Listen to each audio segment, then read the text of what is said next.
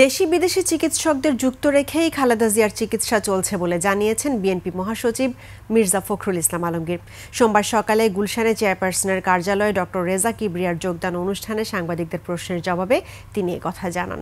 মির্জা ফখরুল বলেন, ম্যাডাম অসুস্থ এবং চিকিৎসকরা কাজ করছেন, আপ্রাণ চেষ্টা করছেন।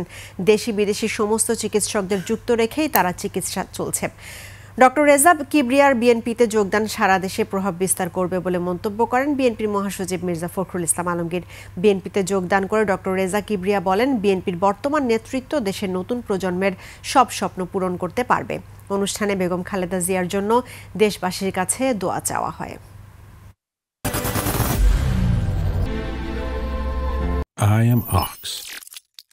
বাংলাদেশকে যদি কম্পিট করে টিকে থাকতে হয় এই প্রতিযোগিতার মধ্য দিয়ে, তার নিশ্চয়ই সবচেয়ে মেধাবী মানুষদের আপনার একটা অবস্থান এখানে থাকতে হবে, এবং আমরা দাবি করি যে বিএনপিতে সেই মেধাবী মানুষগুলোর অবস্থান আছে, এবং রেজা কিবরিয়ার যোগ দেওয়ার মধ্য দিয়ে সেটা আরও সমৃদ্ধ হলো।